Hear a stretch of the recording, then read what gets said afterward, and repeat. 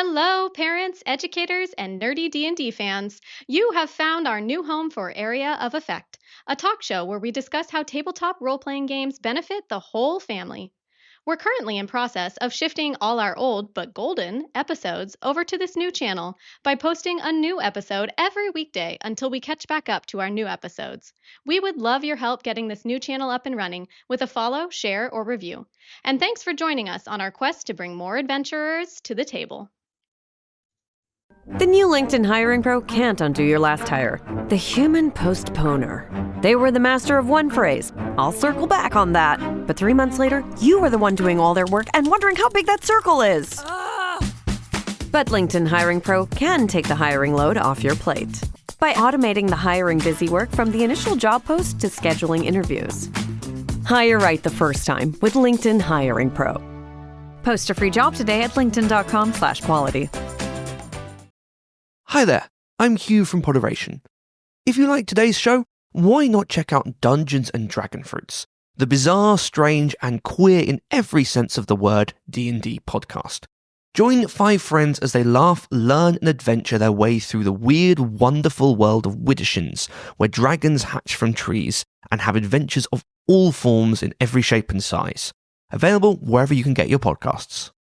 So when we first started recording the Kids Table, we didn't really know what it was going to become.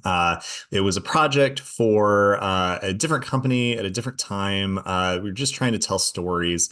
And Allison and I had this idea years ago about doing D&D with kids, because we looked around the live play landscape, and there's a lot of really cool professional stuff out there for adults, but not really anything for kids. And we wanted to take a stab at it.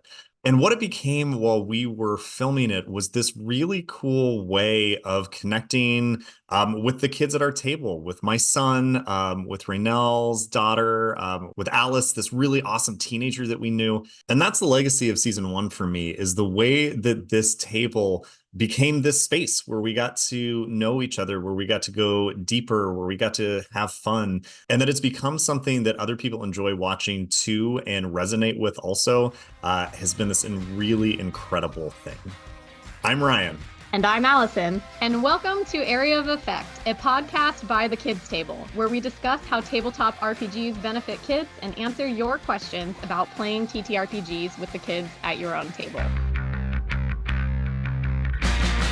Okay, well, today on Area of Effect, we have a very special show. We have as guests the full cast of season 1 of the Kids Table. We are so excited to be back together, talking about the show, reflecting on how season 1 went for us.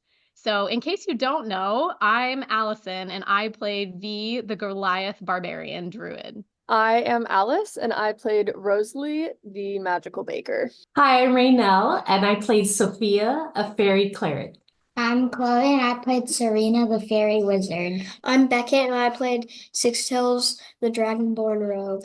And I'm Ryan, and I got to play everything else because I was the DM. Well, today we are actually going to be discussing fan questions that were sent in by various fans on Instagram and YouTube for our cast. The very first question is from bards_tavern on Instagram. What was everyone's favorite moment playing so far? So for our audience, for our listeners, you may not know, just to go over this, that we filmed the Kids Table actually back in 2022, and we kind of sat on the footage for a while and didn't do a lot with it. And then later on ended up breaking it up. Ryan added animations, and then we posted it in the episode formats that you know today. So it has been a while since we played this game. The kids are older, and the memories might not be super fresh. But at this point, what stands out for you as a moment that you still remember in your mind that was super awesome in the campaign? I remember me hitting on the last episode like 30 nat 20s. Yeah, it was like 4. Like that last arc, which ends up in the new format. I think it's the last like 6 episodes. You got 4 nat 20s that whole time, like in that one session. That was also the arc where the session where Alice got 3 nat 1s, 2 of them in a row. Yeah, I remember that. That was definitely a very memorable moment for me. I think my favorite moment was probably Well, I call it the cupcake video. It's where I drew a cupcake. It was Funniest. fake, and there was a wolf, and it tried to attack the cupcake, but the cupcake was fake. It's a cupcake No. with a face. No, you idiot. It's not real. It's a cupcake with a face. Yep. Quoting the show directly. I love it, Beck. All right. This is another great question. This is from Ben Carter 1646 on YouTube. He asks, what was character generation like for the cast of the Kids Table? So if I remember right, the way that we did this was I sat down with Chloe and Raynell one day, and I sat down with Alice and Allison a different day to do like a pre-session 0 character creation sort of thing. Do you remember doing that? Yeah, I remember Yes. you doing. Well, yeah, because we live together, so yes, that part was easy. I Yeah. do, in the sense that so both Chloe and I had never played before, so it was very much like, okay, Ryan, we're really game to do this, but we need some help. And so I think I remember a process by which you just kind of brainstormed with us on what types of races we would want to be before we even yeah. got to class. Yep. And then from that, I think I wish I had kept it. Maybe it's somewhere in the archives. But Chloe, do you remember you drew? Oh yeah, for sure. You did the beautiful. It's in the You were- credit sequence at the beginning. You were so good. Yeah. Yeah, you drew a fairy. Uh-huh. And then I think when we decided on jobs or what type of fairy, Chloe, would you say you were into magic and that's why you picked Yes. a wizard? And then I wanted to be wise, which is why Ah, we Yep. we ended on Claire, wise and nonviolent. wise and nonviolent. Yeah, that's right. I kind of based my character around kind of my personality traits a lot. The filming took place towards kind of the end of high school for me, which academically was very tough. And so I kind of used the kids' table as a way to kind of escape from all that. And so I love ducks. They're my favorite animal. Why not have a pet therapy duck? I love baking. Why not use baking as my magic weapon? Mhm. And so it was kind of a combination of a lot of my personality traits.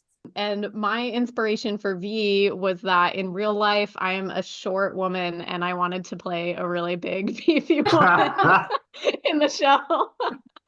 Also, I knew that everybody was new to the game. Mostly Alice had played a couple times, but I figured I should probably be somebody who could kind of tank and take a lot of hits, just in case. But I had this idea for V. I just thought it was funny for her to come from a family of druids, but that she like has this like rage and like penchant for violence. And so she wants to be a barbarian and her family doesn't really know what to do with it. And so she decides to like go on this quest to find herself and explore what it might mean to be a barbarian. That never came out in the game at all, but that's why I'm both a druid and a barbarian. And I actually was level 2, even though everybody else was level 1, because Ryan kindly let me multi-class. Yeah. Well, because I also feel like when you were the last one to create a character intentionally because you were the vet, and so we let everybody else create their characters first and then found the hole that we didn't have, and the hole was the tank. And so Right. it made more sense. It made sense too to class you up so that you had more options. But now I'm sad. I feel like V needs a whole coming of age story that we just missed. Oh, it'll happen. Maybe she'll get one someday. Yeah, she will. It'll happen. Maybe we'll just write it. Maybe we'll just write a book about it. I am not writing that. Yeah. No. I will. Chloe's a writer. There we go. Got it. Beck, how did you come up with Six Tails?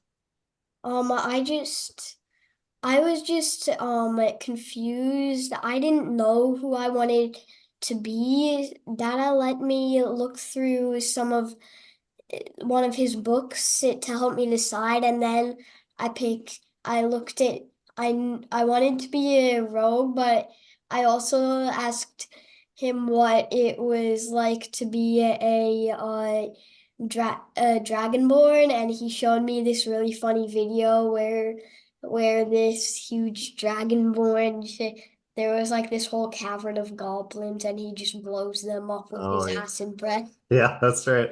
Yeah, that's a clip from Acquisitions Incorporated, the C Team. Yeah, where Dinar uses his acid breath, except the way that he flavors it is instead of like breath, it's vomit, and so Oh. it's really it's a very boy thing. It's very funny to watch.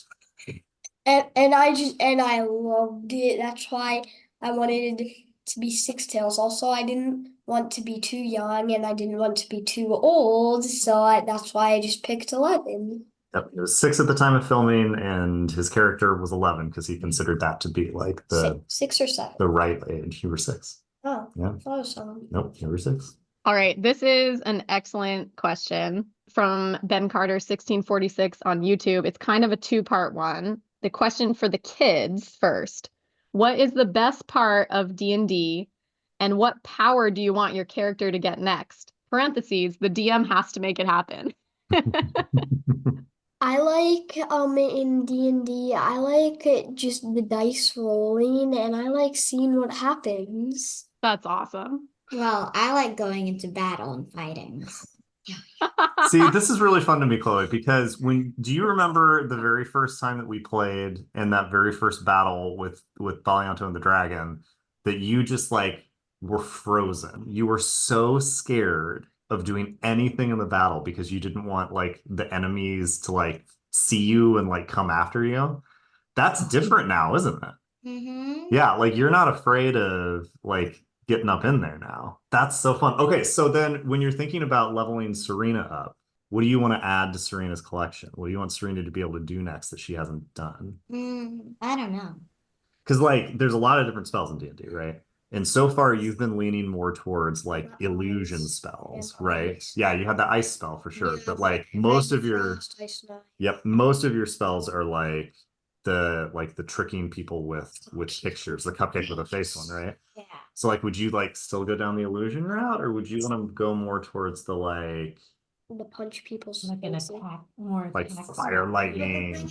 I want to be sneaky still. Oh, sneaky wizard. I love this. What about you, Beck? What do you think Six Tails is ready for next? Six Tails would probably be ready for more like explosion. Six Tails. The rogues don't have explosion. I think we could get Six Tails like some special arrows, like an explosive arrow or like a That'd be like fun. a stun. What is that called when it like makes the smoke and the loud noise and it kind of stuns the Smoke enemy? bomb? Yeah, okay. Smoke bomb. Some cool things like that, maybe. That's interesting. I like that. A double damage attack. Okay, so now my question is, does Alice count for the kid question or does she count for the adult question now? I know. I think at the time of filming, I was a kid. So I feel like on the kids' table, I'm a kid. There you go. Okay. Great. Go for it. I think that you can never have too many animal friends. We might need to you get mean Bernard more another druid travel type? companion. I don't know what type of animal I would pick next. I am at college now, and at my specific college, we have wild rabbits. Like in the same way that most people have squirrels, we just have rabbits like running around. They're mostly out at night. But I think a new pet rabbit friend would be super, super fun. All right, so part 2 of this question is for the adults, and I actually think that Alice can answer this one too. Okay. What's the most important thing to keep in mind when playing D&D with younger players? I think, I mean, what first came to mind just when you said that question was that they're just a player like you. I think the tendency is to want to maybe coddle or like not make space for what that kid is going to bring to the table, but like there's really the moment where you have to like just step back and kind of let things be. Otherwise I feel like you can shut things down too early, and I think it's our job to let creativity happen and not unteach creativity. This is like the most creative space, so I think it's just something to hold top of mind, is that this kid is just a player like me and they have just as much to bring to the table. Yeah, I think that there isn't anything specific that you have to do. Obviously, you should listen to the other players at the table, validate their choices, let them try cool things. But you should do that regardless of the age of the people you're playing with. Exactly like what Raynell was saying. Like, we're all players at the same table. And I felt like we all were very like on equal playing field. Well, Alice, I thought you did an amazing job.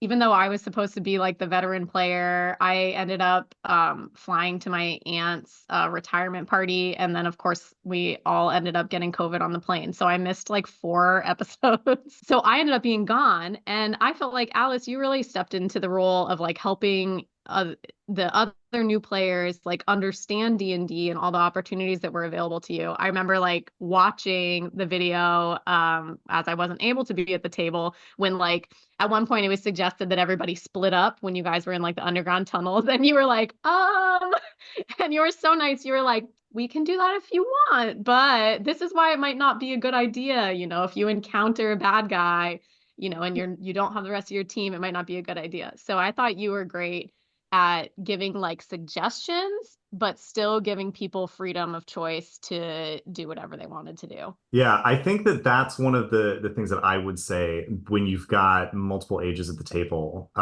is that, and I think we've talked about this on the podcast before, the idea of yes, but.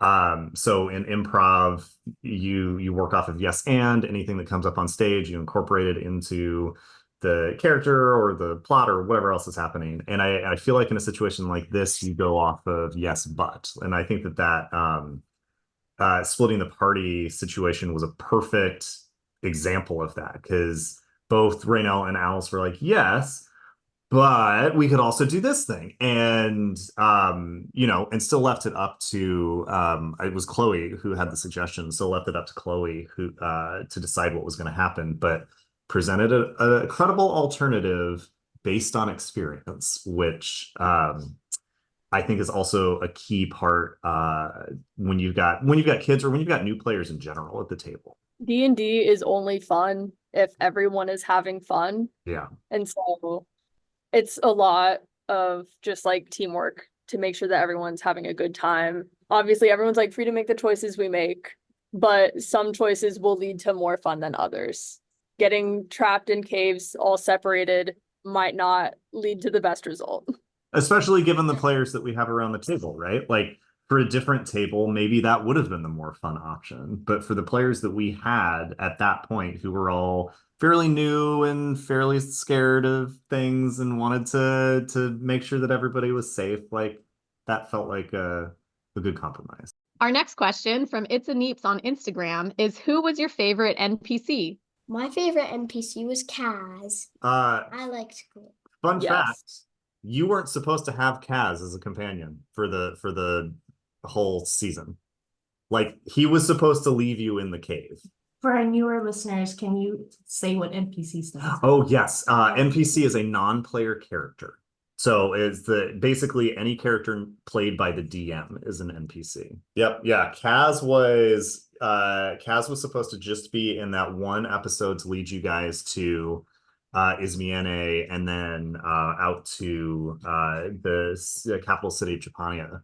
And then you guys collectively convinced him to stay. Do you remember this? Because it was I think it was Alice started with the baked goods. She rolled a nat 20, I think. Yeah. And I was like, well, I mean, I guess the dice want Kaz. I just decided that our party needed more people. More animals specifically. More animal companions, yeah. That might have been helpful because like the battle would have been much harder. I mean, but for sure, like there were some key moments in those last 2 battles where without Kaz, you guys would have had a much harder time. So that was a clutch like NPC draft that you did. What about you, Khloe? I think maybe the wolves, because they're like funny and stupid at the same time. They are so stupid.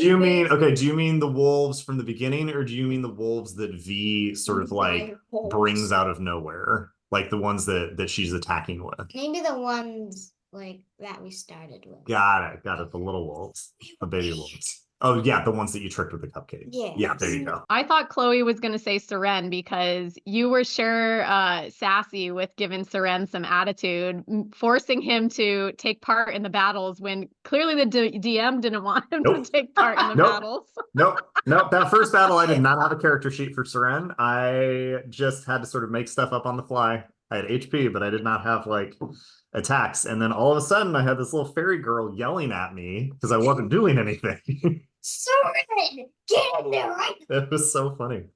I would be like, don't just stand there, do something. Yeah. And I'm like, okay. Yeah. So I really liked Flowing Stream, particularly the scene. Well, first of all, I liked the scene when she sees Six Tails like running toward her, and then she kind of forgets briefly about the brother. All right. Winter Trees. Yeah. All right. When you just definitely not based on real life events. Yeah, but then when we go on the houseboat with them, and you see that like not only is she a mom, she is also an adventurer in her own right with her like big beautiful bow and like all her skills. So warmed my heart as a mom. Because she's not just a mom. Not just a mom. I had always intended for Flowing Stream to be like the awesome warrior. And the moment the words "not just a mom" came out of my mouth, immediately I was like, no, that's not what I meant. That's not what I meant. And I was so glad that it was actually Chloe that called me on it first. Yeah, and then Chloe made a face, and then you chimed in, and so then I got to expand and be like, no, she's not just a mom. She's like she's a mom and does all these other things. What I was like, no. What type of breath does she breathe? I don't know. Actually, you would know because you're Six Tails. She has ice breath. Right. Yeah. Silver Scrolls. I think she did it in her dragon form. She almost did it in her dragon form. Oh, okay. Yeah. Wow. There's like snowflakes that come out of her nose at one point. I was also going to say the wolves, but I think because of how much fun we had with the wolves we went through a whole process of naming them. At one point. Did we have names for them? Oh yeah. Which one? Yeah. I called Jeremy. Oh yeah. Oh, I had forgotten about that. What do you know what I mean? mean? Like it just felt it was Oh, something right. where we could kind of Yeah. we were like taking ownership of them in a way that I was like, I don't know if Ryan thought we were gonna have this much. No, this is good to know about this table. You guys like animals so much that you will adopt and name all of them. So I have to be very careful We need about all the animals we can get. like Dr. Doolittle's party. Yeah, and debates around whether we should save them. I'm like, they're monsters. They're wolves. They're there for you to bonk on the head. Nope, we gotta rescue them somehow. Also, those dire wolves, they follow V anywhere, so Yep. they're just part of our party. Yep. Yeah. That final battle had so many people on your side that weren't supposed to be there. Like, Seren wasn't supposed to be there. Kaz wasn't supposed to be there. The dire wolves weren't supposed to be there. What was Seren supposed to Seren you were supposed to leave Seren in the capital city. Oh, we made him. Yeah. You lassoed him onto that boat, basically. I'm not saying this is bad. Like, these are all legitimate character decisions. It's just very funny the way that you guys like collected NPCs as you went along. All right, ready for our last question? How did both your character and you as a player grow throughout the campaign of season 1? Oh. So maybe start with your character. That might be easier to think about. So I know in the very beginning, especially just from even rewatching some of the clips, is that I really leaned into that cleric piece where I'm like, I'm only gonna heal and I'm gonna be the wise sage and all the things. Like I'm gonna like be more of the problem solver and unpack things and like try and trick the DM. And I think by the end I had gotten way more comfortable with punching. With Beckett saying punching, but with even using. I mean, if I went back and thought of the number of times I actually used the weapons I had, it wasn't in the beginning. It wasn't very much. And there's probably some percentage that by the end I was like, okay, this will not destroy me as a person if I engage in using weaponry. And so I think I'd be much more comfortable this upcoming season exercising not just my spells, but also Your ability to stab. my ability to stab. Perhaps I'll act it out a little bit more this coming Great. season. But yeah, I think that, and then just as a player, also being new, I think just getting more confident as a player, I guess overall the flow, not feeling like every time what's a D20, like, those little things that I think just make the game more enjoyable as we went on. Yeah. I mean, like at the start, I think I wanted to be a fairy because I wanted to fly and be cool. And then I wanted to be a wizard because I liked magic. And I mean, by the end, I really was still scared and I didn't want to show myself and just be sneakier. But now I'm probably next season, I'm gonna show my true powers. Show my true power. Wow. That's incredible. Well, I can't wait for that. I feel like now I'm just imagining Khloe like being super sneaky, but as soon as she's visible, it's like, ah! Sneak up behind you and then death from above. I think V grew like realizing there's a whole complex world beyond her family's forest. Although her growth was a little hampered by being under mind control for like most of the campaign. Most of the art. Which Ryan had to do because I couldn't be there. But then I think for myself, I had mostly just played the game with adults. I had played a little bit with the teenagers that I worked with, including Alice, with Ryan. But I think just seeing how cool it was to play intergenerationally with like people of all ages, and how much we all learned from each other and how much we all could contribute was really inspiring. At the time, my daughter was only 3, so she was not at the table.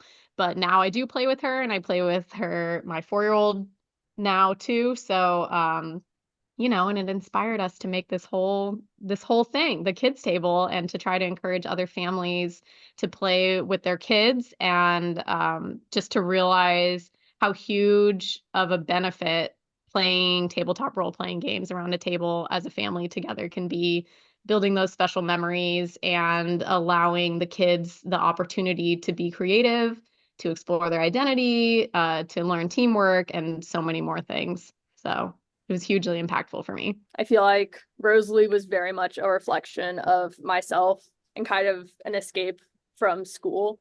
That was junior year. And so the academic pressure and thinking about college and everything was all very, very stressful for me. And so it was nice to have a place where I could just kind of be a kid again and like just play D&D, hang out, have fun. How about Rosalie? That is a tougher question. Okay. I feel like Rosalie, I'm not sure how much Rosalie changed from beginning to end, because I don't know if you remember this. The very first roll of the campaign was Rosalie's very first roll, which was a nat 1. And then in that last session, Rosalie rolled 3 nat 1s. So I'm not sure how much Rosalie's arc was there. I feel like the spell or the creativity around the spells increased over. No, 100%. Well, no. Like, because I'm thinking of like in the V battle when Alice, when you wanted to get 2 of the wolves in a line and it wasn't possible from where you were standing, but you figured out that if you jumped off the wall, if you did a wall kick, you could get them both. And and so I made you roll an acrobatics check, which you succeeded on. And so like that was a cool lateral thinking way of using your spells. Yeah, I feel like as we progressed in the campaign, I figured out how much I could push you in terms of my creativity. Yep. And saying just how much is possible. Hey, I mean, that was always rule number 2 when we sat down. Rule number 2 was rule of cool. We go by the rule of cool. Like, if you want to do something, we will try it. We will figure out a way to make it happen. And you had some really cool attempts, at least, at the rule of cool, even if they didn't always pan out the way that you wanted. But your ability, Alice, I think grew over the course of the season to not just push me, but to push yourself into thinking of different things you could do with the tools that you already had. And I think that's where I want to land this. I just cannot tell you guys how grateful I am that you came around the table with me and Allison. It was a weird thing that we asked you to do a couple of years ago. I know that it's been really cool to watch how it's unfolded online. And I just want to say how proud I am of this group, of what you guys have done with the story and around the table and with each other. And I feel so lucky that I got to be a part of this with you guys. So thank you. Thanks for listening to Area of Effect. Be a part of the ongoing conversation. Follow us on Instagram at the Kids Table D&D, where you can DM us questions that might appear on a future show. And check out the Kids Table D&D on YouTube to see how we include kids and teens at the table. Brought to you by the Kids Table, because when kids are at the table, everyone wins.